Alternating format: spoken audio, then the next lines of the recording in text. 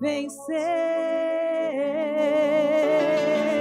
E é por isso que nós vamos vencer, porque nós estamos firmes na presença do Senhor. E depois de uma certeza dessa, só podemos dar a Ele a honra, a glória e todo louvor para todos sempre. Oh, aleluia, Jesus. Porque todas as coisas são para Ele, para Ele. A Ti, Senhor, pertence todas as coisas. Porque dEle, por Ele, para Ele são todas as coisas. Porque dEle, por Ele, para Ele são todas as coisas. Porque dEle, por Ele, para Ele são. Porque dEle, por Ele, porque dEle, por Ele, para Ele são todas as coisas. Oh, aleluia. Então vamos dizer: a Ele a glória, a Ele a glória,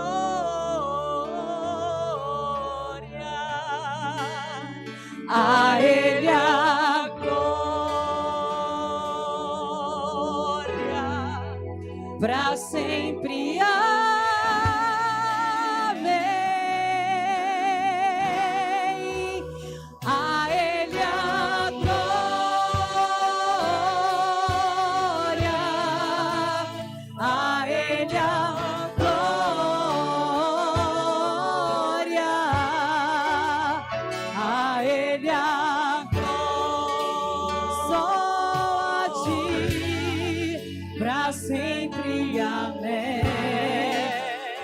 Profundais, com profundas riquezas, o saber quão insondáveis, quão insondáveis, e seus quão profundas, profundas riquezas, o saber e o conhecer dEle, quão insondáveis seus juízos. A Ele, a Ele, a Ele, a Ele, só a Ele. A Ele a glória, a Ele a glória, a Ele a glória, pra sempre. Amém, amém. A Ele a glória, a Ele a glória,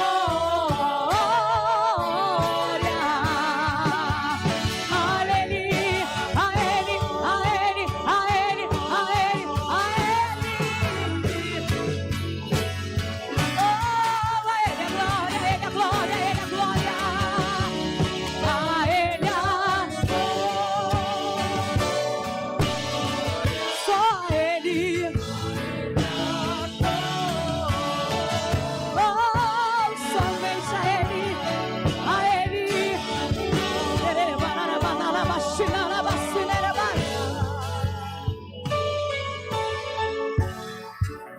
Talvez ninguém esteja entendendo que Ele merece a glória nesses últimos dias. Mas independente do que as notícias passam, Ele ainda é digno de honra, de glória e de louvor. Ah, Maria, mesmo em luto de Lázaro, ela se prostra e dá toda a honra e toda a glória. Você pode nessa manhã também dar honra e glória para Ele, cantando comigo. A Ele a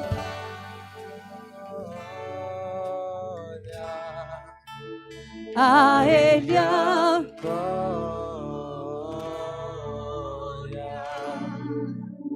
a Ele a glória, para sempre. Amém.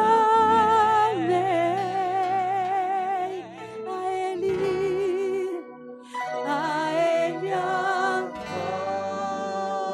glória, a Ele a glória.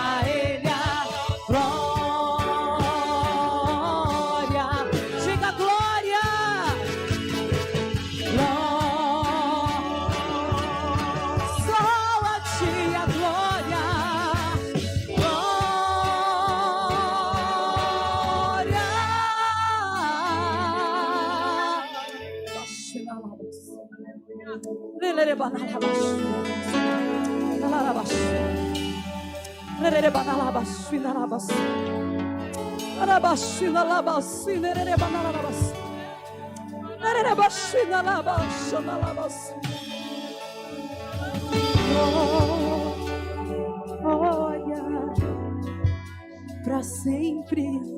Amém.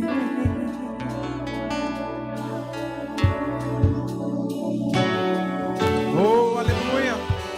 Enalteça o nome dele, adore a ele, manifeste uma palavra de adoração, de gratidão, de louvor ao Senhor, Rei dos Reis, Senhor dos Senhores.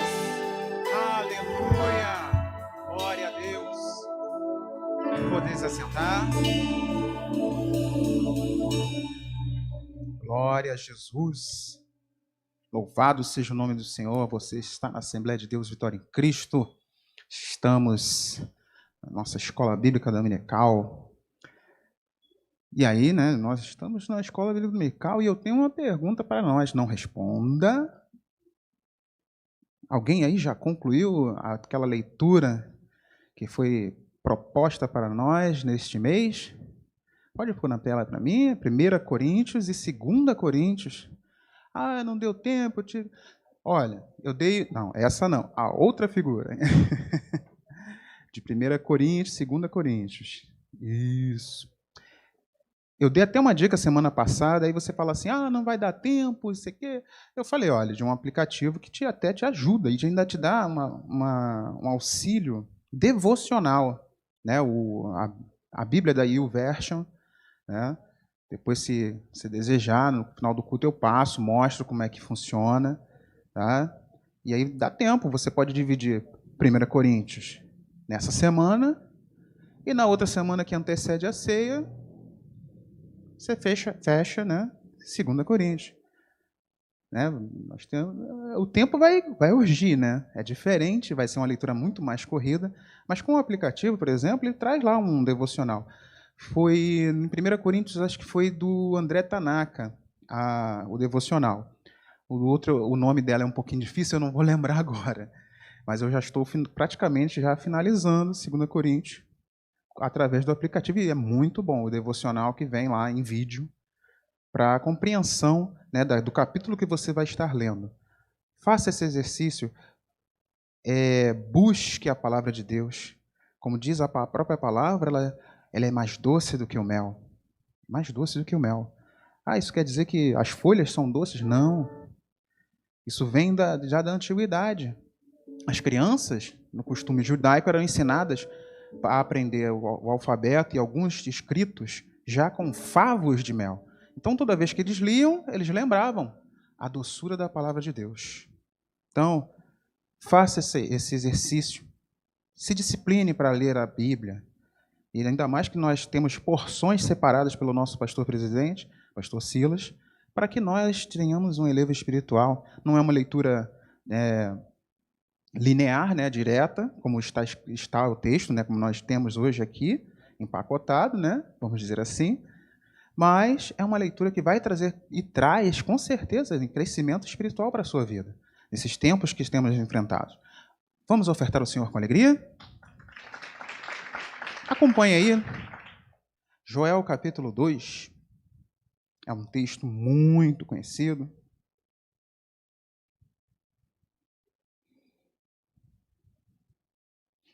Joel, se você não encontrou ainda, você pode pegar aí Mateus e vai retrocedendo que você chega rapidinho. Pegar do início ali de Gênesis é mais longo. É BD, é conhecimento. Tem que ter essas dicas aí para acelerar, né? A gente chegar pertinho. Joel capítulo 2, os versos 23 e 24.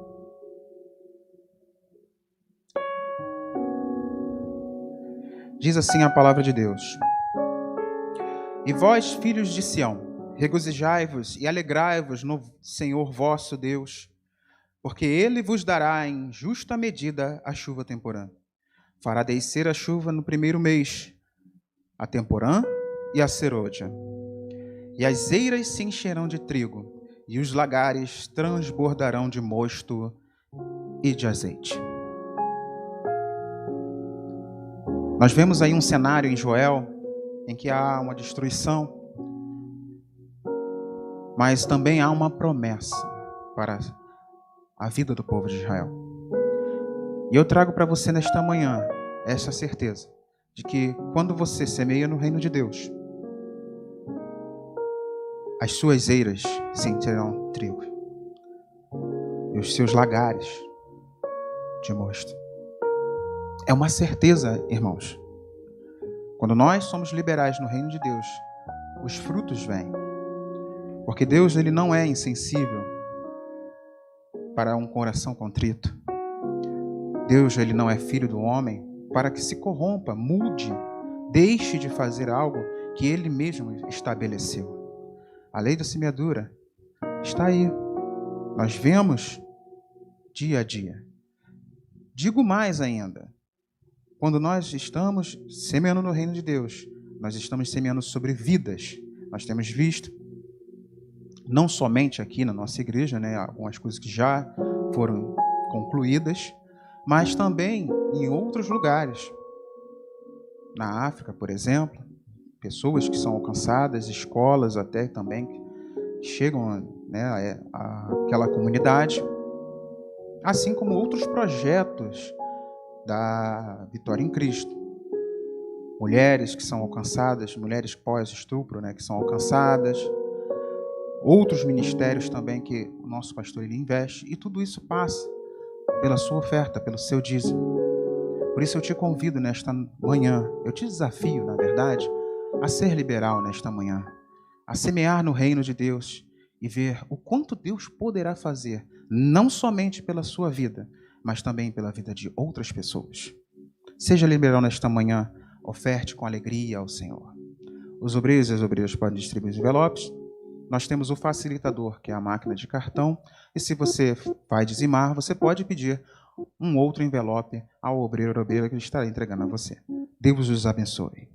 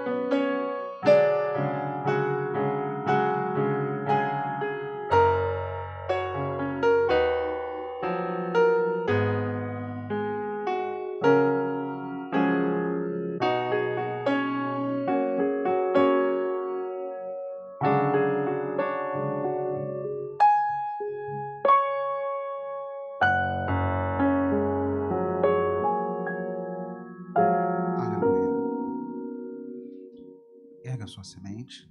Apresente ao Senhor. Pai querido e amado, somos gratos, Senhor, porque Tu és Jeová Jireh em nossas vidas. Tu tens, Senhor, nos enviado o nosso sustento. Tu tens, Senhor, nos colocado de pé, ó Pai.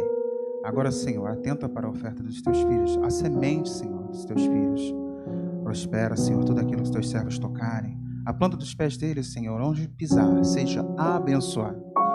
Oh, Jesus amado, nós Te agradecemos por tudo, em nome de Jesus. Amém. O eu chegando numa das extremidades. Passa o envelope. Estará passando aí também um obreiro ou obreira fazendo a higienização com álcool.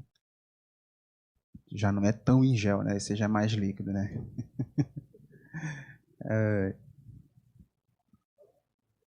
Louvado seja o nome do Senhor. Você que vai dizimar,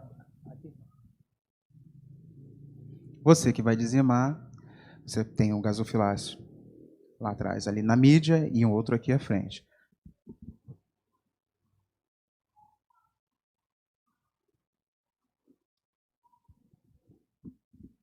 Louvado seja o nome do Senhor.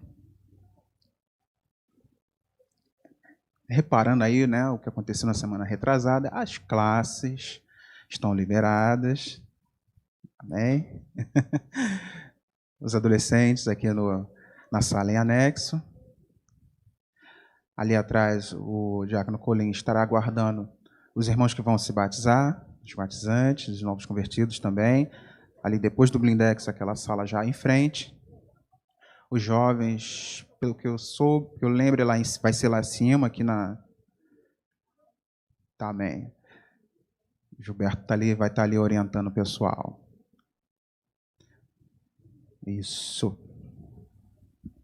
Você que estará aqui no templo aproveitando a lição, eu te convido a vir mais aqui à frente, depois da ilha de áudio e vídeo. Amém? Para estarmos aproveitando ao máximo esta lição. Amém? Sem mais delongas, convido nosso professor desta manhã, diácono Ademar dos Anjos. Você pode receber ele em nome do Senhor. O Senhor te use.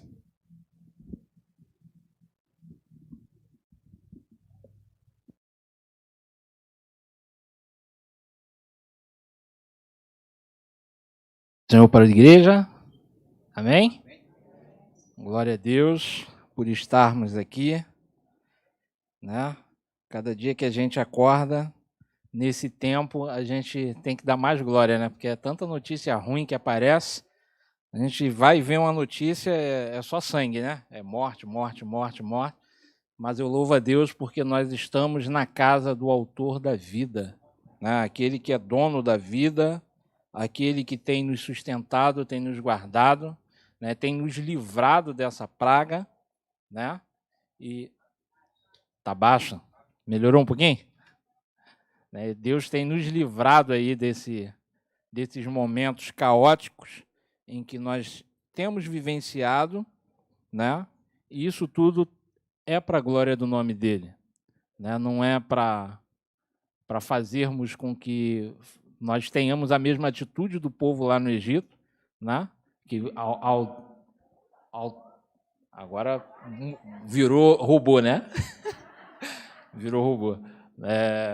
Mas para não murmurarmos, né? Pelo contrário, para glorificarmos, porque Deus ele tem sustentado o seu povo, Deus ele tem feito, né, rios de sustentação, rios de provisão surgirem de onde a gente menos imagina, né? Muitas pessoas aí têm vivido esse caos, mas para a glória e para a honra do nome dele, nós estamos aqui para glorificar e exaltar esse nome que está acima de todo nome.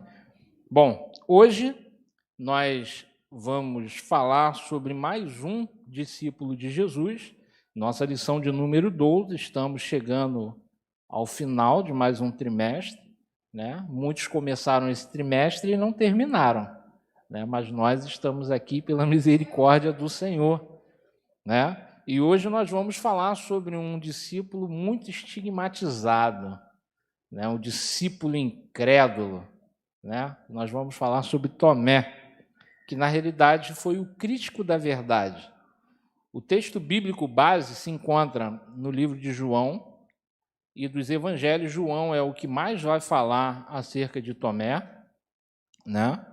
João, capítulo 14, do versículo 1 ao versículo 5, e também lá no capítulo 20, dos versículos 24 ao 27. Diz assim João, capítulo 14, versículo 1: Não se turbe o vosso coração, credes em Deus, crede também em mim. Na casa de meu pai há muitas moradas. Se não fosse assim, eu vos teria dito, pois vou preparar-vos lugar.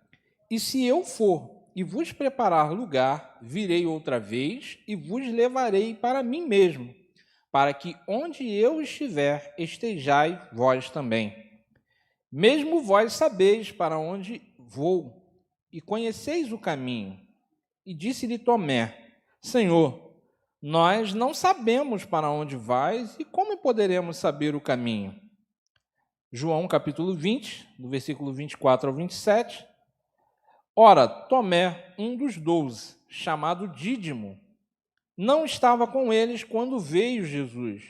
Disseram-lhe, pois, os outros discípulos: Vimos o Senhor. Mas ele disse-lhes: Se eu não vir o sinal dos cravos em suas mãos, e não puser o dedo no lugar dos cravos, e não puser a mão no seu lado, de maneira nenhuma o crerei. E 8 dias depois, estavam outra vez os seus discípulos dentro, e com eles Tomé. Chegou Jesus, estando as portas fechadas, e apresentou-se no meio, e disse: Paz seja convosco. Depois disse a Tomé: Põe aqui o teu dedo e vê as minhas mãos. Chega a tua mão e põe-na no meu lado. Não sejais incrédulos, mas crentes. Né? É uma palavra que às vezes é remetida, é transmitida para a gente como uma forma de dureza, né? Que Jesus chegou para Tomé de forma dura e falou: Pô, você é um incrédulo. Mas a gente vai ver ao longo da lição que a incredulidade, se é que a gente vai dizer assim, né, a falta de fé, ou o amadurecimento na fé, ele foi uma coisa generalizada, ele não era uma exclusividade de Tomé. Né? A gente vai ver em diversos momentos que a falta de fé permeou por alguns dos discípulos. Só que Tomé ele foi estigmatizado, ele ficou marcado, caracterizado, porque ao invés dele ficar mudo, ele jogava para fora. Né? Ele falava, ele tirava isso, externava as suas dúvidas, e isso acabou caracterizando Tomé como nós o conhecemos hoje. Né? Isso às vezes faz com que ele ficou tão eternizado com esse estigma que às vezes isso recai sobre nós, né? Quando você tá igual o crente Tomé, né? Tem pouca fé, né? Como se Tomé tivesse de fato pouca fé. Vamos analisar ao longo da revista e a gente vai ver se de fato Tomé era um homem incrédulo ou o contrário. Vamos ver. Vamos lá. O nosso texto áureo diz o seguinte, está em João capítulo 20, versículo 28 ao 29. Tomé respondeu e disse-lhe: Senhor meu e Deus meu. Disse-lhe Jesus: Por que me viste, Tomé, crês? Bem-aventurado os que não viram e creram. Né? E aí, quando eu leio esse texto, eu fico me perguntando, será que Jesus falou isso porque os discípulos anteriormente tinham visto e creram? Né? A gente vai ver que não. A gente vai ver que, ao longo das aparições de Jesus após a sua ressurreição, os discípulos tiveram dúvidas quanto, de fato, se Jesus era Jesus ou se não era Jesus. A gente vai ver que a dúvida quanto à fé, ela permeou entre os discípulos, inclusive durante o ministério de Jesus. Né? É muito comum a gente ouvir, né, alguns pregadores falarem, né, aquele versículo que diz assim: acrescenta-nos a fé. acrescenta-nos a fé. Então, o primeiro ponto que eu gostaria de frisar aqui é que a fé é algo gradual. É por isso que a Bíblia vai dizer que nós vivemos de fé em fé. A fé é algo gradual, é algo que a gente experimenta, é algo que a gente prova. E à medida que a gente vai se aprofundando, né, nessa relação de provar a fé, o nosso nível de fé ele vai aumentando. E isso não significa que o fato do meu nível de fé estar subindo, que a minha natureza humana não colocará em xeque isso, não colocará em dúvida isso. E é isso que a gente vai ver, né, ao longo dessa lição. Tá? Deixa eu colocar aqui.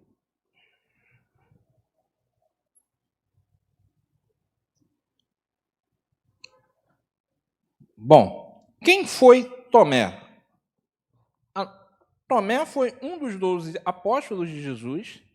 Em algumas passagens bíblicas, ele é chamado, na realidade, por João, né? João é que dá esse nome Dídimo a ele, e isso aí era como se a gente chamasse ele de Didi, né? Um diminutivo. E esse Dídimo, na realidade, é característica do nome dele, né? O que o nome dele significava, o que trazia consigo. Na realidade, Tomé, ele tinha um irmão gêmeo ou uma irmã gêmea, né? Algumas traduções dizem que, né, tradição diz que Tomé tinha uma irmã gêmea e não um irmão gêmeo, mas não existe nenhum fato histórico comprovadamente, né, existente. Existem relatos históricos de tradição muito antiga que vai afirmar isso daí, mas é uma incógnita, tá? Então, Dídimo significa gêmeo, tá? Isso do grego. E como João certamente estava escrevendo para gregos, nesse momento, ele coloca ali, justifica ou acrescenta ao nome Tomé, Dídimo. Na realidade, a gente vai ver uma outra curiosidade, que talvez o nome dele não tenha sido Tomé, né? Tenha sido outro, mas mais para frente a gente vê. A história de Tomé na Bíblia está registrada nos 4 evangelhos do Novo Testamento, além de também ser mencionada no livro de Atos dos Apóstolos, né, junto com os demais apóstolos ali. Tomé, o homem. Vamos lá. Nosso ponto 1 da lição, né, vai falar aí, Tomé, o homem. Embora nós não tenhamos uma bibliografia extensa, vasta, acerca de Tomé, com relação a onde Tomé nasceu, de onde Tomé veio, como é que foi feito aí o recrutamento de Tomé, né? Todas essas informações são informações muito escassas, né, segundo a Bíblia. Porém, a gente deduz algumas coisas, né? Alguns dizem que, acerca da vida pessoal de Tomé, né, o seu nome, por exemplo, ele é de origem aramaica, né, e tem o mesmo significado de Dídimo, né, gêmeos. Né, como ele tinha uma irmã gêmea ou um irmão gêmeo, então acabou ficando aí esse nome, né, acerca dele. Na verdade, o apóstolo João quem acrescentou a forma grega, no caso Dídimo, ao nome. Muito provavelmente por estar escrevendo para leitores gregos. Um escritor do 4º século, um escritor que é taxado como um dos pais da igreja, né? A gente lendo um livro sobre patrística, né, que são os pais da igreja, a gente vai encontrar um servinho chamado Eusébio de Cesareia. Né? E aí Eusébio de Cesareia, que é mais ou menos ali pelo 4º século, ele baseado em alguma fonte que a gente desconhece, ele diz exatamente o que eu havia falado, né? Que Tomé, na realidade, tinha um nome de Judas. E aí eu comecei a pesquisar, fui ver onde é que tinha isso e tal, e fui encontrar isso nos apócrifos de Tomé, né? Nos livros apócrifos de Tomé. O fato de ter o nome de Tomé nos apócrifos não significa que Tomé tenha escrito aquilo lá. né? Não significa. Alguém pode ter escrito e ter dado um nome, ter credenciado isso a Tomé. Então, a gente tem um evangelho atribuído a Tomé, que é apócrifo, e tem o Atos de Tomé. E aí a gente vai ver mais à frente o que significa esses atos, né? E aí, nesses Atos de Tomé e nos evangelhos de Tomé, a gente encontra, de fato, Judas Tomé, né? Judas Tomé. Então, talvez por conta disso, talvez tenha sido essa a fonte, né? E que Eusébio vai dizer que o nome real de Tomé era Judas e não Tomé. Ok? E isso era irrelevante também, né? A gente vai ver isso acontecer com Pedro, vai ver isso acontecer com outros discípulos, que tinham um certo nome e durante o ministério de Jesus foi atribuído a eles um outro nome. Ok? Ainda sobre a origem, algumas tradições apontam que a sua origem é de Antioquia da Síria, né? Porém, quando a gente vai vendo lá o livro de João, no capítulo 21, do versículo 1 ao 4, a gente vai encontrar a aparição de Jesus, e Jesus ele vai aparecer no mar da Galileia ali, e em companhia estão Pedro, Natanael e os 2 filhos de Zebedeu, porém, junto com eles pescando, quem é que está? Tomé. Então, talvez... a gente não pode afirmar isso quanto à sua origem, mas talvez o próprio, né, Tomé também seja da Galileia e também tenha tido o ofício de pescador, né? É possível que ele também tenha tido esse ofício durante a sua vida, tá? Como as informações são muito escassas, a gente vai ver, por exemplo, nos Atos de Tomé, que uma trajetória após essa ascensão de Jesus, né? A gente vai ver que Tomé ele não se desmotiva pelas respostas que Jesus dá a ele, né? Ele não entende aquilo como sendo uma surra, um castigo, algo, né, pesado, duro.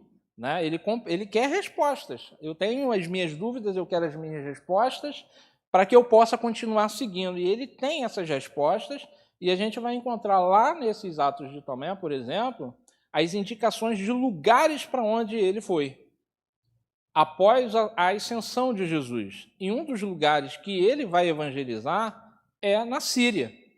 Né? Então, talvez por ter muitas coisas, de repente, escritos, algumas coisas faladas acerca de Tomé nessa região, talvez tenham atribuído também, né, a sua origem a essas regiões. Porém, não temos nenhuma certeza acerca disso. Bom, ainda sobre a origem de Tomé, e as suas escassas referências bíblicas, né, o que pode ser destacado aí, dentre os 12, é que parece indicar que Tomé era um homem questionador e incrédulo. Né? Tomé possuía uma natureza que continha em si mesmo certos elementos conflitantes e excessivamente difíceis de serem conciliados. Uma peculiar vivacidade de espírito e, concomitantemente, uma inclinação natural que o fazia, com frequência, enxergar a vida sob uma perspectiva de frieza e desalento. E isso não significa que seja uma coisa ruim. O fato de eu enxergar algo com frieza não significa que é algo ruim. Significa que eu posso absorver muito mais informações com precisão, né? E aí o meu erro pode ser menor. Né? Aquele que a gente vê características diferentes entre os discípulos. Né? Por exemplo, Pedro, muito emocional, impulsivo, né? Não agindo com frieza. Então, quando a gente é excessivo para um lado ou excessivo para o outro, isso é prejudicial. E Jesus tinha isso tudo ali no meio dele, ali, ó, na rodinha dele, ali, dos discípulos, entendeu? E sabia lidar com todos eles de igual modo. Né? E isso é algo muito importante para nós, né, como discípulos de Jesus. Por quê? Porque nós vamos ter ao nosso redor pessoas que vão ter o ímpeto de Pedro e a frieza de Tomé. Né? E a gente vai precisar, como Paulo diz, né, acerca daqueles que têm pouca fé, que a gente deve o quê? Ter? Que a gente deve ter paciência com essas pessoas, que a gente deve tratar essas pessoas de modo que faça com que a sua fé seja acrescida. Né? Então, Jesus, quando escolheu ali para perto de si os discípulos, ele também deixou muitos ensinamentos, não só para eles, mas para nós como futuros discípulos. Lembra quando eu disse aqui o que Jesus falou para Tomé? Tomé, bem-aventurado aqueles que não viram e creram. Sabe por que eu disse isso? Porque lá no livro de Mateus, no capítulo 28, quando Mateus vai registrar essa aparição de Jesus, ele vai descrever isso ali, né? Muitos dos que estavam ali não creram. Mesmo Jesus aparecendo. Não, eles duvidaram, eles demoraram a acreditar. Talvez por um êxtase, né, de felicidade, talvez por um misto de emoções, vai saber, entre tristeza e felicidade. Porém, a Bíblia registra isso, né? Vai registrar que muitos não acreditaram, alguns duvidaram, muitos duvidaram. Né? E a gente vai entender essa relação, porque apesar de Mateus escrever que estavam os 11 discípulos reunidos nessa aparição, João vai dizer o contrário. Né? João vai dizer que Tomé não estava. Judas já não estava mesmo, porque Judas já tinha ido, né? Já tinha partido dessa para, no caso dele, para pior, né? Não para melhor, mas para pior. Mas faltava um dos discípulos. Né? Ainda não haviam substituído Judas, né? E um dos discípulos não estava. Quem não estava ali? Aí João vai dizer. Né? João vai detalhar de uma outra forma. Né? Marcos, quando vai falar acerca disso, fala de forma muito genérica, aquela coisa muito corrida, é ação o tempo todo. O livro de Marcos foi o primeiro evangelho a ser escrito. Né? E ele parece um filme de ação. Né? Acaba uma cena, já entra outra, e já tira aquela cena ali, já está entrando outra. Né? João não, João dá mais detalhes. Lucas também traz bastante detalhes, mas João, nesse aspecto aqui, nessa ocasião, ele traz mais detalhes. E ele vai dizer que dos que estavam reunidos, Tomé não estava. Tá? Então, ele tinha essa frieza e esse desalento, mas a gente vai perceber o cuidado de Jesus para lidar com cada um. A gente vai ver mais à frente como se deu essas etapas das aparições de Jesus, né? Como isso vai acontecer. E a gente vai vendo que essa falta de credibilidade, né, essa descrença, ela não aconteceu só com Tomé, tá? Bom, fontes extra-bíblicas, aí eu já mencionei pelo menos duas.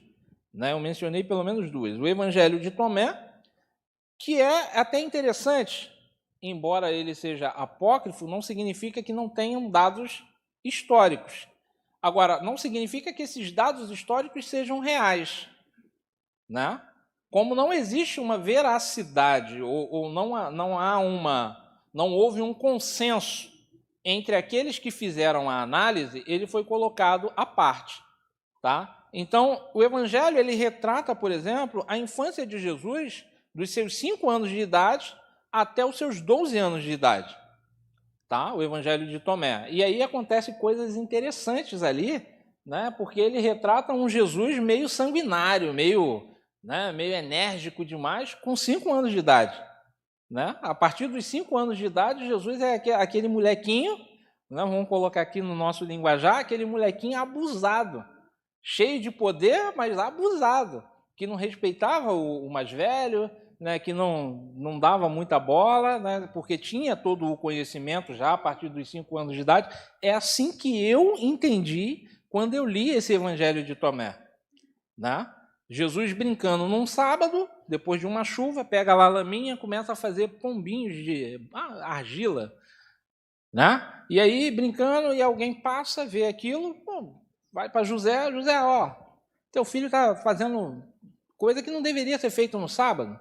Aí José vai lá repreender Jesus, né? Jesus fala para os pombinhos, ó, vai, voa, voa. E os pombinhos ganham vida, começam a voar, né? Então, ele começa a retratar essas histórias dessa forma, né?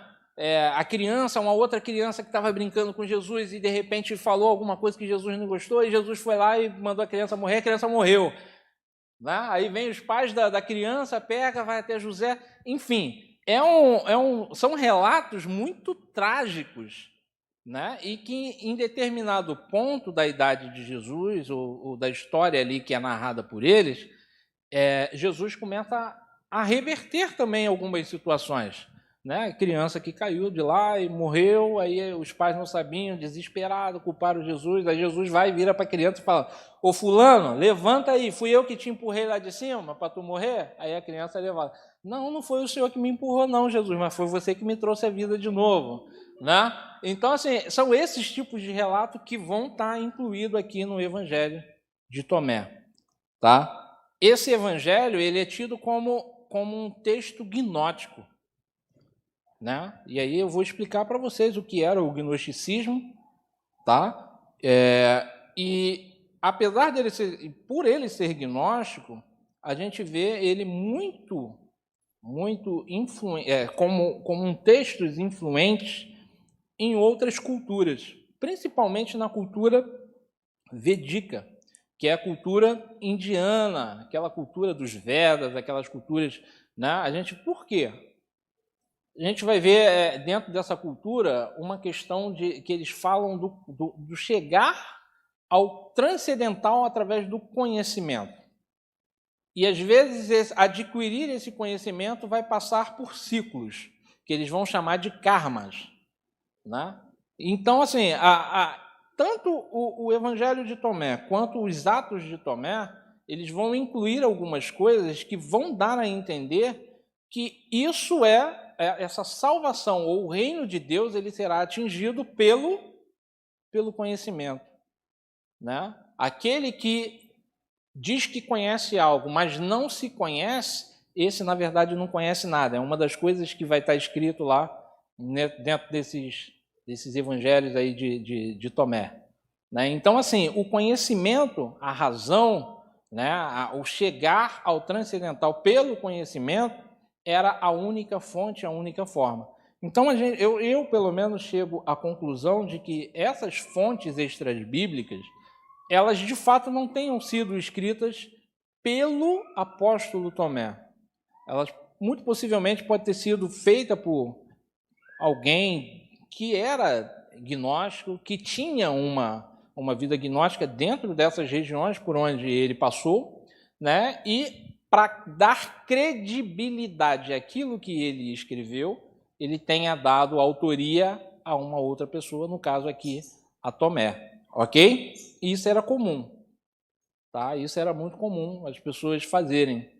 Bom, essa ideia é minha, mas eu vou atribuir ao Paulo Marcelo, porque o Paulo Marcelo tem mais credibilidade diante da sociedade do que eu, entendeu? Então, eu vou atribuir a ele, né? Então, assim, mesmo sendo minha ideia, mesmo o Paulo não concordando com isso, né, ou nunca ter dito que concordava com isso publicamente, eu dou o crédito a ele para que a ideia se perpetue.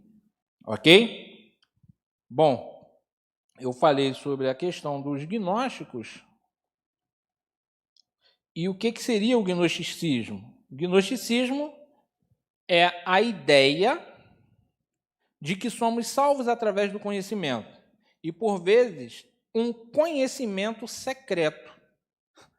Né? É um conhecimento tão secreto que você precisa de várias vidas para adquirir esse conhecimento. Né? Em uma vida só tu não consegue adquirir, tu não consegue achar, é secreto, está escondido.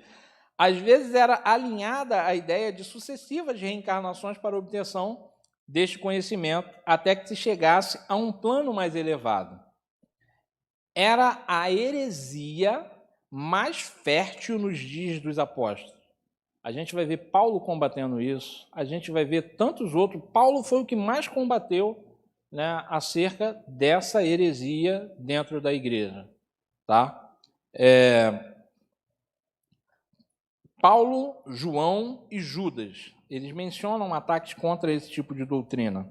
Né? Alguns pais da igreja, como Inácio de Antioquia, né, escreveram diversos livros apenas para tentar defender o cristianismo da contaminação gerada por essa heresia.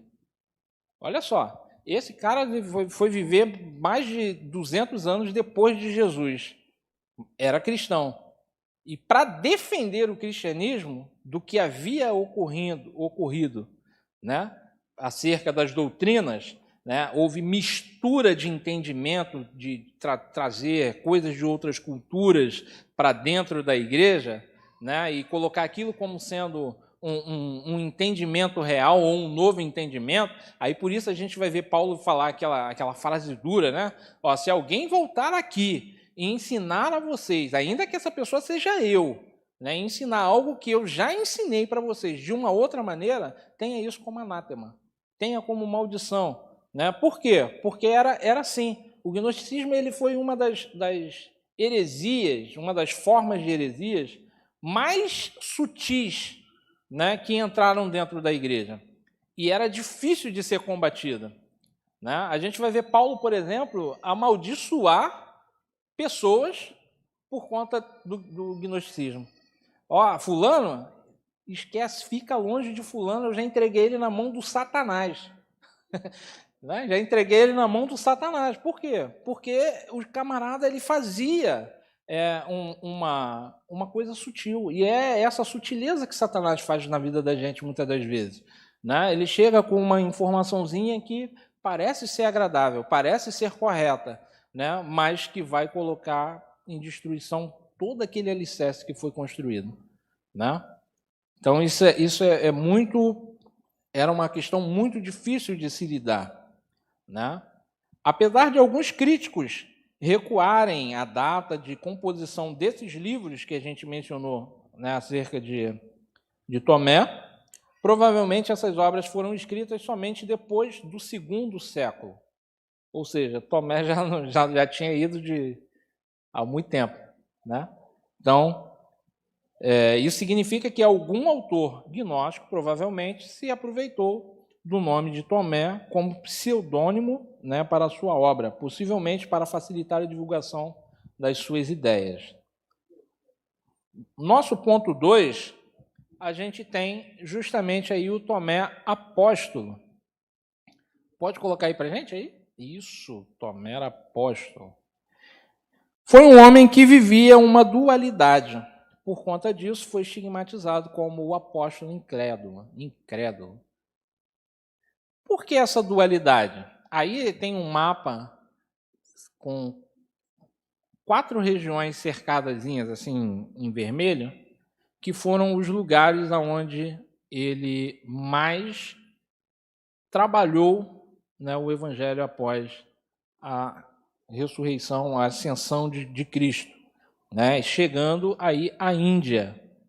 Pode tirar, né? Então, assim, chegando à Índia, inclusive nos Atos de Tomé, há a afirmação de que ele tenha sido executado, tenha sido martirizado na Índia.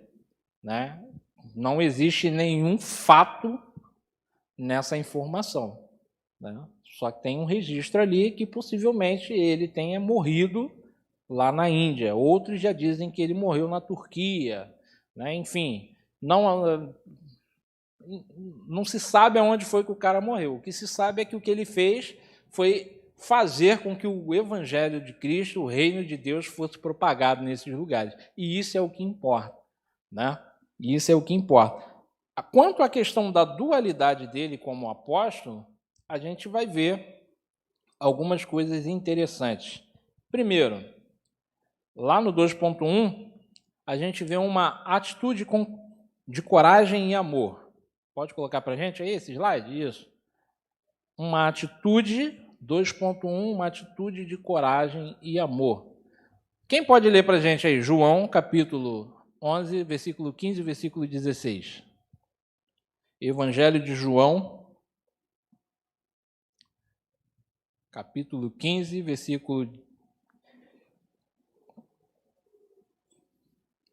capítulo 11, versículo 15 e 16. Logo, por amor de vós, eu lá não estivesse para que acrediteis, mas vamos ter com ele. Disse, pois, Tomé, chamado Dídimo, aos discípulos, vamos nós também para morrermos com ele. Exatamente. Né? Aqui a gente tem aquela famosa história da morte do Lázaro, irmão de Marta e Maria. Lázaro havia ficado adoecido, Jesus e os discípulos tinham acabado de sair de Betânia, né? Jesus foi quase apedrejado em Betânia, junto com os seus discípulos, eles são praticamente expulsos de lá, né? E aí, quando eles chegam nesse lugar, nesse determinado ponto, Jesus recebe a notícia da morte de Lázaro, né? Lázaro havia morrido. A gente vai ver na história lá que Marta e Maria enviam um mensageiro até Jesus, né? Para poder informar que Lázaro, a quem ele amava, estava doente, ele ainda estava vivo, né? E aí tem aquele enredo todo. Jesus ele fala assim, ó, pô, beleza, Lázaro está vivo, mas eu vou ficar aqui por enquanto, eu não vou voltar lá não, né? Deixa o Lázaro lá, que essa doença dele aí não é para a morte. Não é para a morte. Deixa o menino quietinho lá, vamos continuar tocando o barco aqui. Beleza. Aí Jesus ele fala isso para os discípulos, né? Ó, agora deu ruim. Lázaro está dormindo, a gente vai ter que voltar lá, entendeu? E aí os discípulos fazem assim, Senhor, tu ficou meio bilóia da ideia, poxa, a gente quase foi apedrejado lá. Os caras queriam tacar pedra em você mesmo, Jesus. Não era mandar beijinho, mandar like, eles queriam era tacar pedra no Senhor. O Senhor quer voltar para lá, né? E já que ele está dormindo, significa que ele vai acordar, vai ficar bom, né? E aí Jesus teve que explicar para eles, não, Lázaro morreu, né? Jesus teve que ser mais claro. E às vezes é assim, né? Tem coisa que Jesus fala para a gente e a gente não entende, e a gente quer que Jesus seja mais claro, e aí Jesus ele se faz mais claro, muitas das vezes para a gente, né? E é isso que eu vejo às vezes em Tomé nas suas indagações. Senhor, não entendi. Tem como tirar essa dúvida aí? Não entendi. Eu falo isso para minha filha, né? Minha filha, quando está lá estudando, às vezes eu tenho que ficar dando aquela segunda aula para ela, né? Tem que ficar repondo as aulas.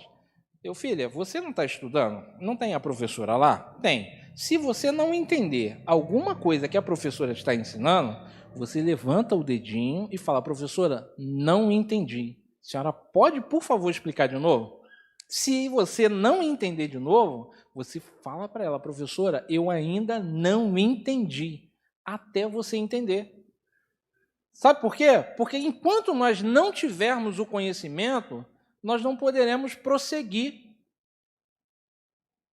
E Tomé não tinha essa vergonha, porque às vezes é vergonha. Às vezes é uma vergonha. Pô, não entendi. Pô, qual é o problema de falar que não entendeu? Não entendi. Pode explicar de novo? Posso. Não posso, não tem tempo, te explico depois. É outra coisa. Entendeu? Mas pelo menos a pessoa que passou a informação está ciente. Bom, não posso cobrar do fulano, porque o fulano ainda não chegou ao conhecimento pleno. Entendeu? Então, isso é interessante. Jesus ele fala ali para os discípulos de modo claro, aberto, para que todos pudessem entender, né? E apesar da apreensão de todos, a gente vê esse ato de coragem, esse ato de bravura, esse ato de amor, né, de Tomé. Se é que pode ser entendido assim também, né? Porque tem gente que entende a fala de Tomé como sendo uma coisa de duplo sentido, né? Tipo, bom, mas vamos voltar lá para morrer? Vamos voltar lá para morrer? É isso mesmo? Né? Tem gente que interpreta de uma outra forma. Né? Eu prefiro entender que é um ato de coragem, é um ato de amor. Não, vamos voltar lá e vamos morrer. Né? Porque, de vez em quando, as pessoas que são incrédulas, elas também têm uns de repente. Né? Principalmente por uma questão de necessidade. Quer ver um exemplo clássico disso? Aquele pai que é narrado nos evangelhos, né? Que tinha o seu filho achado como lunático, que se lançava no fogo, tentava se matar. Lembra dessa passagem? E aí os discípulos foram lá, ele chegou até os discípulos, pediram para os discípulos orarem pelo filho dele, né, para libertar ali os filhos dele e tal. E os discípulos não conseguiram. Oraram, fizeram a parte deles, mas não conseguiram. Aí levaram o caso até Jesus. Aí Jesus foi lá, escutou lá. Coração, crede em Deus, crede em mim, na casa do meu pai tem muitas moradas. Se não fosse assim, eu não vos teria dito, vou preparar-vos lugar. Enquanto eu for e vos preparar lugar, virei outra vez e vos levarei para mim mesmo, para que onde eu estiver, estejais vós também. E já sabeis para onde vou e conheceis o caminho. Olha o que Jesus está dizendo. Vocês já sabem para onde eu vou e vocês já sabem o caminho. Já sabiam ou não sabiam? Na nossa concepção hoje, nós aqui lendo a Bíblia, nós temos a convicção de que eles sabiam. Só que eles não sabiam que sabiam. Deu para entender? É aquele negócio assim, eu já te ensinei isso, e eu vou provar para você que eu já te ensinei. Entendeu? Aí faz você passar por um testezinho, eu não falei que eu te ensinei isso? Né? É mais ou menos isso que estava acontecendo aqui. Só que os discípulos, de repente, ficaram assim, buguei agora. Jesus já falou tanta coisa, já ensinou tanta coisa. Para onde é? Já fui com ele, de repente, para Cafarnaum, já fui com ele para Galiléia, já fui com ele para Nazaré, já fui para... Para onde é que ele vai? Né? Para onde é que vai agora? Sei lá para onde é que vai. Né? Ele já me fez passar por tanto caminho. Teve lugar que a gente não passava e ele fez a gente passar. Caso da mulher samaritana, lembra? Né? Não era costume passar por aquele lugar, o caminho era outro, mas Jesus muda o caminho é esse aqui. Para onde Jesus vai? Não sei. Aí Tomé toma a iniciativa. Senhor, nós não sabemos para onde vai. Como podemos saber o caminho? Né? Tomé, ele toma essa iniciativa. Para onde é que a gente vai? Aí Jesus torna-se mais claro. Igual ele foi para falar da morte lá do Lázaro. Né? Eu sou o caminho. Eu sou a verdade e eu sou a vida. Ninguém vai ao Pai senão por mim. Olha só, o caminho nos foi revelado, nos foi sentenciado ali, entendeu? Uma verdade absolutíssima por causa de um questionamento. Senhor, para onde é que é? Onde é que é? Como é que eu faço para chegar lá? Né? Igual num outro momento, né? Senhor, outro discípulo, estava com Jesus, mas nós não vimos o Pai. Nós não sabemos. O Senhor fala tanto do Pai, mas nós não vimos o Pai. Está comigo há tanto tempo e não viu o Pai? Porque eu e o Pai somos um? Cara de um, focinho do outro, né? Igualzinho, tá? Cara crachá. Como assim? O entendimento dos discípulos, Jesus sabia disso. A gente está falando de uma forma... Jesus sabia, Jesus não ficou triste porque o discípulo perguntou isso para ele. Porque isso é o limite, é a limitação da nossa natureza humana. Por isso que em diversos momentos Jesus coloca isso assim, escracha isso. Entendeu? Eu estou falando com você. Lembra com o discurso lá com o mestre da lei, né? Nas escuras, né? À noite, né? Nicodemos. Eu estou falando com você de coisa, tu é mestre da lei e não sabe disso? Estou falando contigo aqui, no âmbito da onde você tem conhecimento. Se eu falar de coisa que você não tem, tua mente não chega, tu vai bugar, vai derreter o cérebro aí. Entendeu? Então Jesus sabe esse limite, Jesus conhece esse limite. Tá ok? Bom.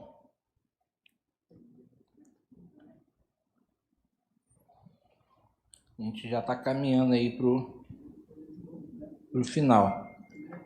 Nosso ponto 3, a gente tem Tomé, o duvidador rende-se à verdade. Né?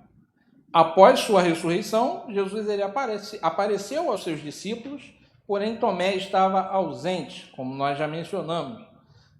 Mais tarde, quando os demais apóstolos contaram a ele, né, que Jesus havia aparecido, Tomé revelou certa incredulidade. E aí a gente já viu que essa incredulidade, ela não era somente de Tomé, né?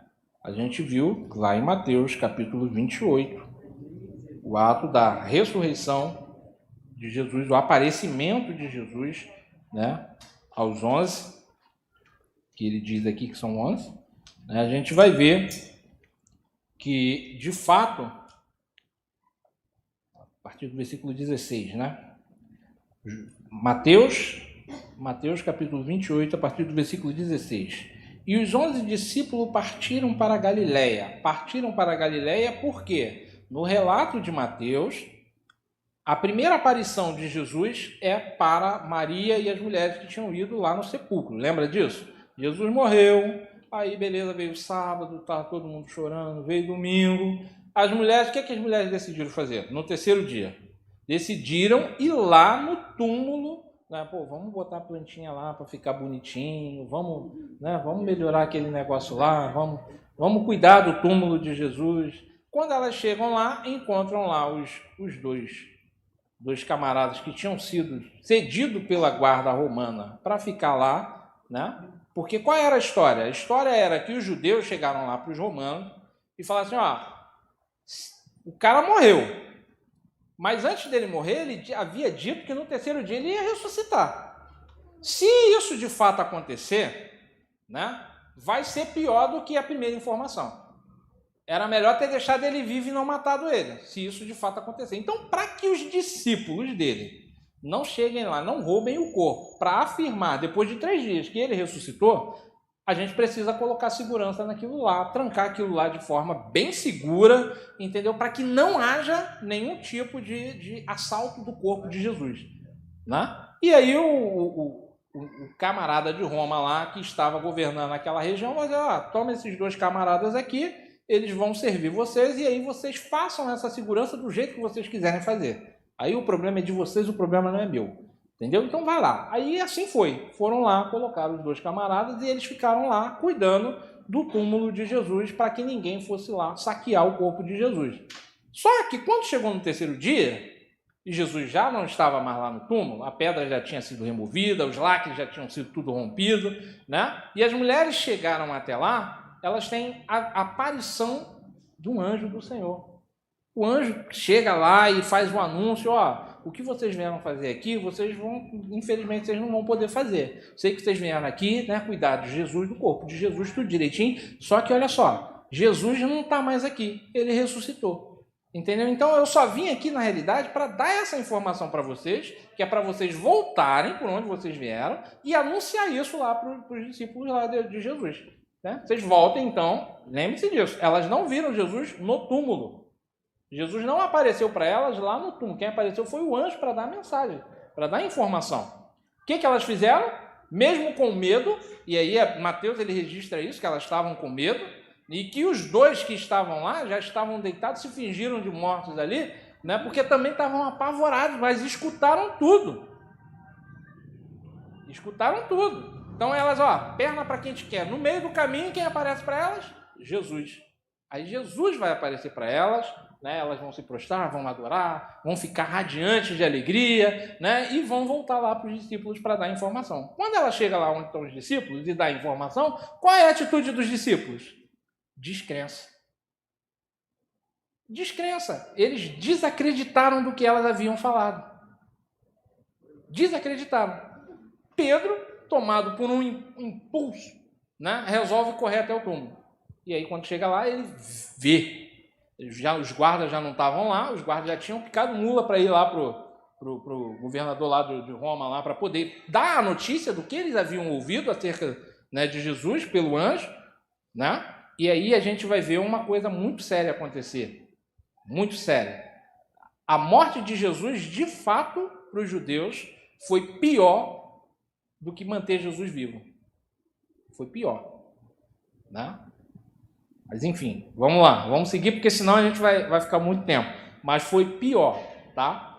Foi tão pior que Tito, quando se torna o imperador da região, né, o governante da região,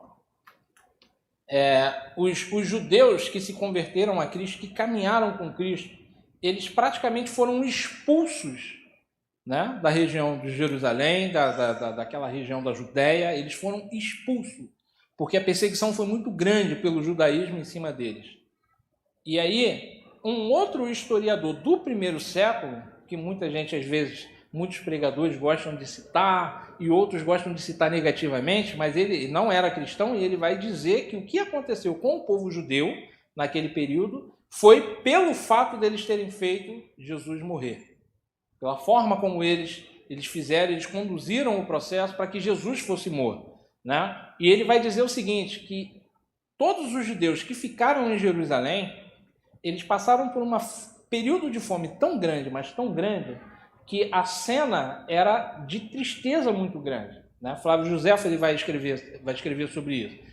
E ele vai dizer que o pai, enquanto estava comendo, a mãe chegava lá e tirava a comida da mão do pai para poder comer. Enquanto isso, o filho vinha e tirava a mão da mão da mãe para poder comer. Em suma, não tinha comida, era escassez, né? A escassez foi violenta sobre os judeus, ao ponto de eles não terem força suficiente para enterrar os mortos, né? O camarada tentava enterrar um defunto lá e caía por cima e morria também porque estava com fome, não tinha. E quando Tito chega para ver aquele lugar, ele ó, isso aqui, Senhor, Deus, ó, tá vendo isso tudo aqui? Ó, eu não tive culpa de nada disso aqui. Eu não fiz nada disso, né? As pessoas que tinham possibilidade de conseguir algum tipo de alimento, elas tinham que ser muito sagazes para conseguir comer. Por quê? Porta fechada era indicativo de que ali dentro alguém estava comendo alguma coisa. Então a porta era arrombada, as pessoas entravam, tiravam aquele alimento da mão, se tivesse, né? E alguns engolia rápido, e quando engolia rápido apanhava, morria de tanto apanhar, entendeu? Então a cena era catastrófica, né? E o historiador ele diz que a pior morte de todas é a morte por fome, né? É uma morte lenta, gradual, sem possibilidade de você reverter. Você sabe que se você não comer alguma coisa, você vai morrer, né? Então é aquela coisa bem horrenda. E aí, pensando nesse ponto, né, dentro da política que nós temos hoje, dentro do que nós estamos vivenciando hoje, parece que é isso que alguns governantes querem, né? Levar esse tipo de caos, né? Joséfo ele vai dizer que pela perseguição aos cristãos e pelo que foi feito com Cristo, foi a sentença dada a todos aqueles judeus. E todos eles morreram, todos os judeus, todos, sem exceção. Todos os judeus que participaram, foram mais de 1.500.000 judeus, que participaram do ato de levar Jesus à cruz, para morrer na cruz do Calvário. Todos eles morreram durante esse período. Nenhum judeu cristão morreu.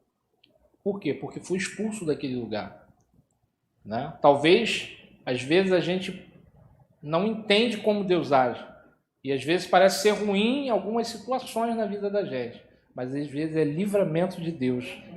Para Deus preservar a nossa vida, preservar a nossa fé e nos fazer, em um outro momento, retornar àquilo, glorificando o nome do Senhor. Bom, nos outros evangelhos, a gente vai encontrar em Marcos, capítulo 16, em Lucas, no capítulo 24, e em João, no capítulo 20, essa questão das aparições de Jesus, né? A grande verdade é que, ironicamente, foi a necessidade de comprovar graficamente a ressurreição de Jesus que conferiu ao cristianismo a prova cabal da vitória de Cristo sobre a morte.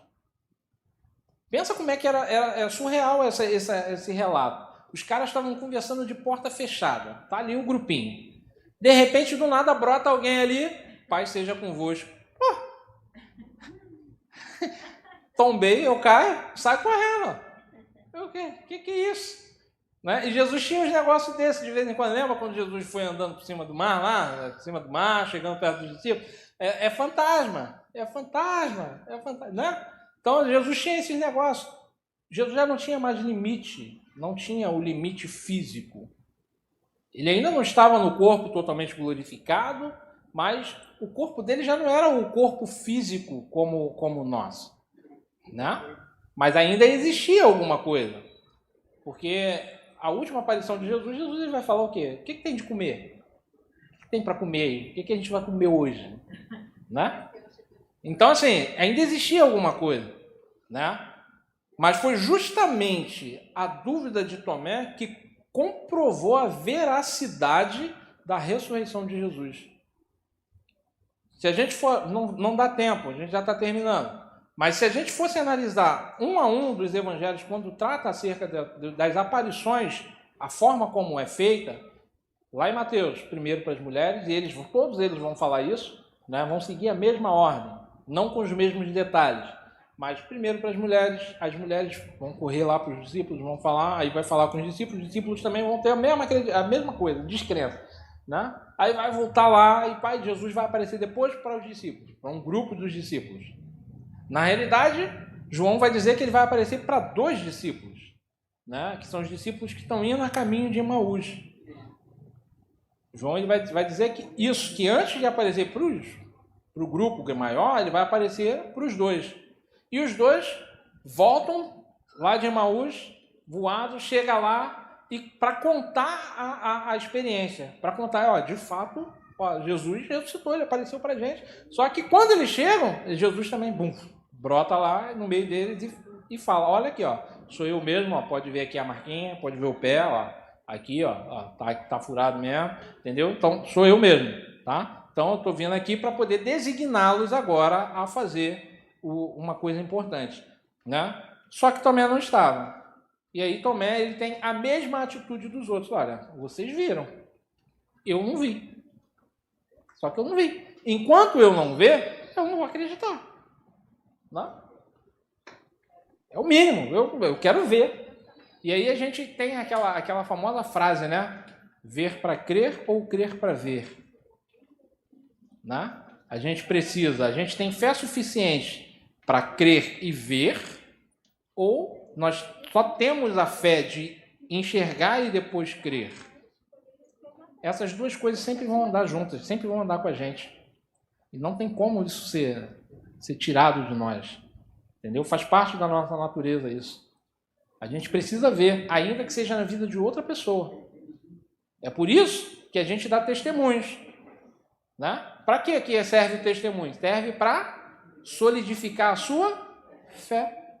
Aconteceu com você? Não, aconteceu com fulano. Foi com o irmão ciclano. Mas é para fortalecer a sua fé. Então, quando isso acontece, eu estou vendo para crer. Mas vai ter situações, vai ter momentos em que a gente vai ser colocado em xeque por Deus e agora você tem que crer para poder ver. Porque se você não crer, você não verá. Então depende da situação. E isso vai estar sempre ali andando ombro a ombro junto com a gente. Como eu já disse, a Bíblia afirma isso. A gente vive uma vida de fé em fé.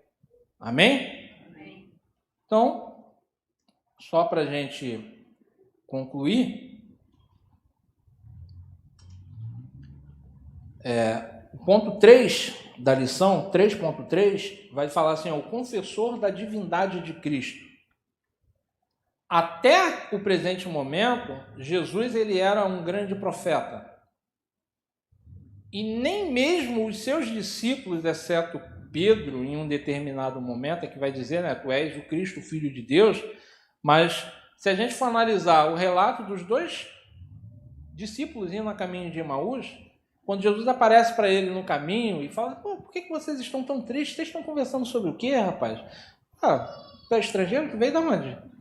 Tu não sabe as coisas que estão acontecendo nos últimos dias aqui em Jerusalém? Né? A conversa deles com Jesus. Vocês não sabem? Mataram Jesus, crucificaram Jesus, né? E agora, Jesus é nosso mestre, né? Aquela coisa toda, e a gente está triste por causa disso. Né? Mas quem era? Era um grande profeta, fazia coisas extraordinárias. Olha só como é que eles dizem acerca de Jesus. Não, era o Filho de Deus. Era o Deus vivo que desceu, se fez homem, se fez carne, habitou com a gente, pô, ensinou coisa pra caramba pra gente. Não, era um grande profeta. Essa era a visão de alguns. Que Jesus, ele era um grande profeta. Não a divindade em pessoa, não o Deus que desceu, se fez homem, se fez carne. Essa era a visão de alguns, dos discípulos mesmos ali. Entendeu? Então, quando né, é tirada essa dúvida, Jesus tira essa dúvida de Tomé, de colocar lá o dedinho, ó, Tomé. A Bíblia não diz que Tomé colocou o dedo. Ele fala isso. Ele fala para os colegas dele, para os discípulos, se eu não colocar o dedo, eu não vou acreditar. Né? Mas quando Jesus aparece lá e fala assim, ó, Pai seja convosco, aí Tomé, ó, aqui, ó, tá aqui, pode colocar a mão aí, pode, aqui, ó, tá vendo aqui, ó, pode colocar a mão. A Bíblia não diz se ele colocou ou não. Não diz, mas diz que ele viu Jesus, ele ouviu Jesus, né? E imediatamente Jesus, Tomé, ele fala, Senhor meu e Deus meu. Tomé é talvez o primeiro discípulo, depois da ressurreição de Jesus, a trazê-lo como, a entendê-lo realmente como Deus. A falar acerca da sua divindade.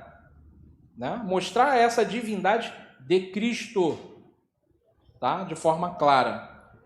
Embora eu tenha falado de uma forma aqui que de repente ameniza um pouco essa incredulidade de Tomé, né? Tiago, no capítulo 1, do versículo 1 ao versículo 6, ao versículo 8, a gente vê Tiago ele falar uma coisa muito importante acerca de termos fé.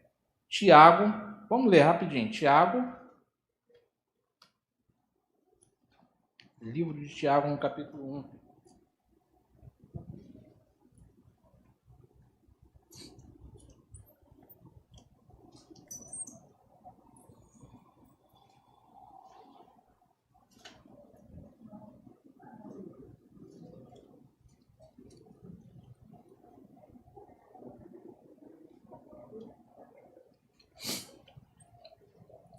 No versículo 3 ele vai dizer assim, ó, sabendo que a prova da vossa fé opera a paciência.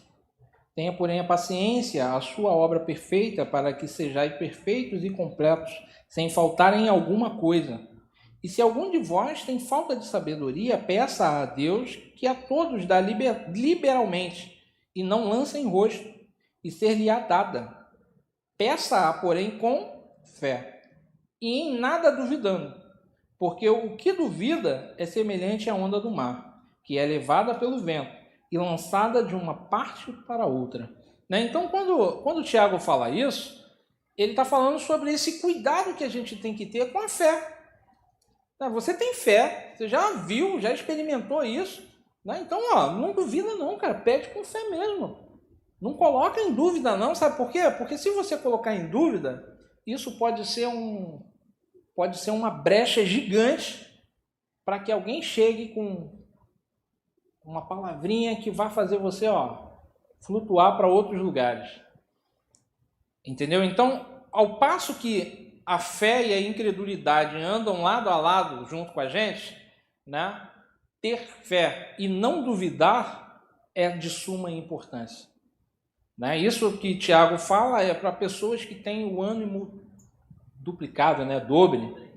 E a gente precisa não ter isso. A gente precisa se esforçar ao máximo para viver realmente uma vida de fé. Uma vida de fé em fé, de crer para que as coisas possam se tornar visíveis, né? E não ter as coisas visíveis para que possa gerar algo que é invisível. Porque a fé não é viva, não é vista, né? É viva, mas não é vista.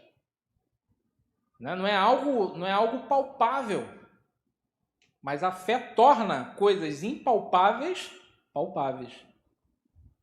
Deu para entender a diferença?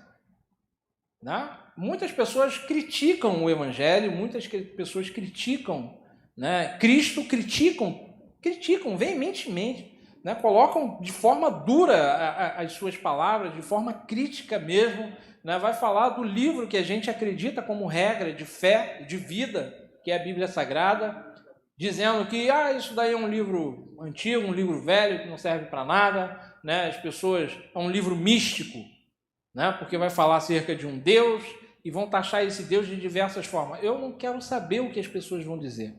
Sabe por quê? Porque quando eu coloco no meu coração e decido acreditar na Bíblia, coisas extraordinárias acontecem na minha vida, não acontece só na vida deles. Acontece na minha vida.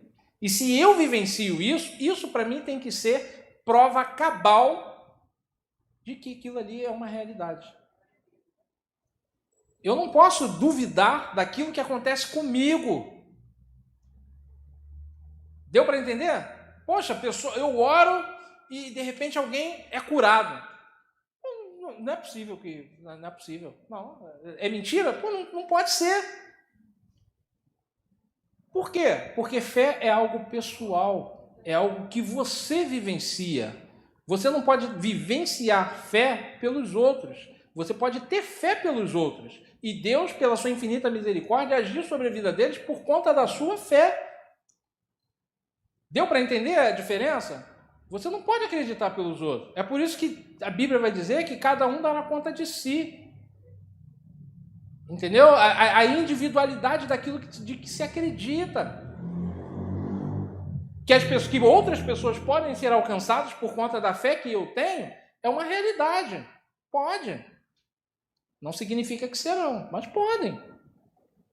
Entendeu? Agora, colocar em xeque a veracidade da Bíblia, o que contém na Bíblia, eu posso dizer para vocês. Outro dia eu postei no grupo aqui dos obreiros, achados de mais de 2.000 anos, depois de 60 anos sem terem achado nenhum achado arqueológico, os caras acharam alguns textozinhos pequenos, né, de mais de 2.000 anos, que retratava lá 2 livros do Antigo Testamento, Zacarias e um outro livro, que agora eu não lembro. Entendeu? Então, assim, beleza, é velho, mas ela não falha. A sua verdade, ela de fato é um escudo para as nossas vidas. Essa verdade é uma verdade que de fato nos conduzirá para esse caminho que foi revelado por conta da dúvida de Tomé, a Jesus Cristo, que é o caminho, a verdade e a vida, que de fato preparou um lugar para todos nós, que acreditamos que ele realmente se sacrificou por nós, né? Eu agradeço essa oportunidade, agradeço a vocês por terem me ouvido nessa manhã, ouvido aquilo que Deus colocou no meu coração, né? E que possamos aprender com Tomé, né? Possamos aprender, apesar desse estigma dele aí de ser incrédulo, mas que venhamos perguntar a Deus todas as vezes que tivermos dúvidas, né? E que venhamos estar prontos a ouvir, né? Porque não basta só perguntar. Tomé fez perguntas e que a gente analisa hoje, que as respostas de Jesus possam parecer duras, né?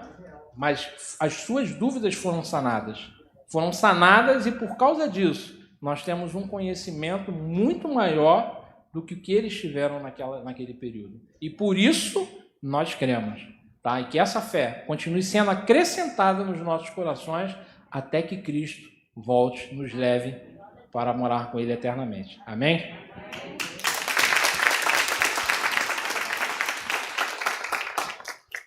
Aleluia. Viu? Por isso que nós temos que ter a nossa leitura. Ele estava falando ali, eu estava lembrando. Nessa semana eu li lá na nossa leitura do mês que nós vivemos por e não por. Então, viu? Que bênção, né?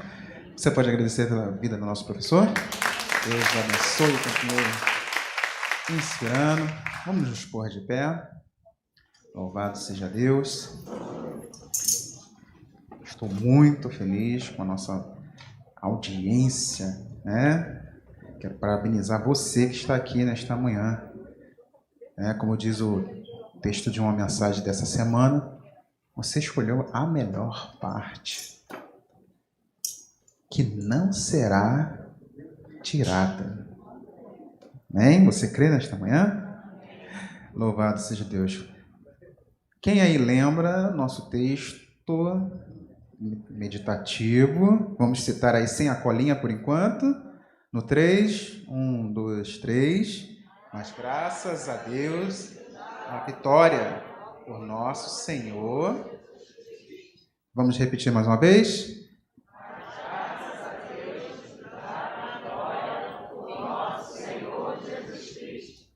Aleluia! Deus é fiel, você pode aplaudir ao Senhor pela essa palavra. Ele te dá vitória. Louvado seja o nome do Senhor. O Senhor te conceda um dia abençoado, um bom encontro no seu lar, que você veja mudança em vidas que estão ao seu redor, que estas vidas vão ser também influenciadas pelo seu testemunho, pela sua vida com o Senhor. Que nós tenhamos uma noite também abençoada. Traga uma pessoa, convide uma pessoa para estar recebendo a palavra de Deus às 19 horas no nosso culto de celebração. Amém? Oremos, soberano Deus e eterno Pai. Somos gratos, Senhor, pela Tua palavra, o Teu ensino em nossos corações. Cada dia, Senhor, que nós possamos, Senhor, ser crentes mesmo, Senhor, como dito aqui na nossa lição, que nós possamos abandonar a incredulidade e viver em santidade contigo, ó Deus. Conduze-nos, Senhor, aos nossos lares, porque nos retiramos daqui, mas não da Tua presença. Sê conosco, eu te peço e agradeço as bênçãos, em nome de Jesus. Amém. Terminado em nome de Jesus.